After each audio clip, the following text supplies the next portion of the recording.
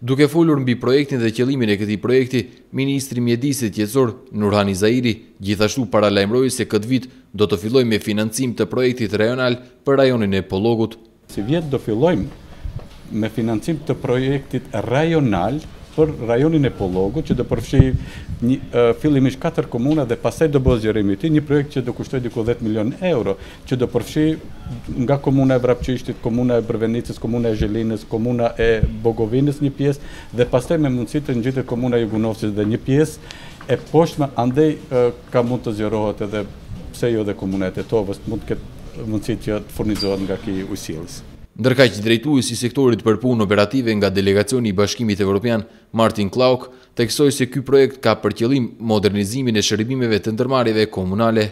3 new EU-funded projects to support the ongoing reform with an overall amount of around 5. Bashkimi Evropian ka 3 projekte me të cilat do të mbështesë këto reforma me mjete prej 5.5 milion euro. 2 projekte tjera, studimi për ujë në nivelin qendror dhe një tjetër do të fillojnë në së shpejti. Të 3 projektet do të bashkëpunojnë ngushtë njëri me tjetrin 3 vitet e ardhshme. Ky projekt është me shumë palë të prekura ku janë kyçur 11 komuna dhe një spektër i gjerë i çështjeve teknike, institucionale, financiare që duhet të zgjidhen.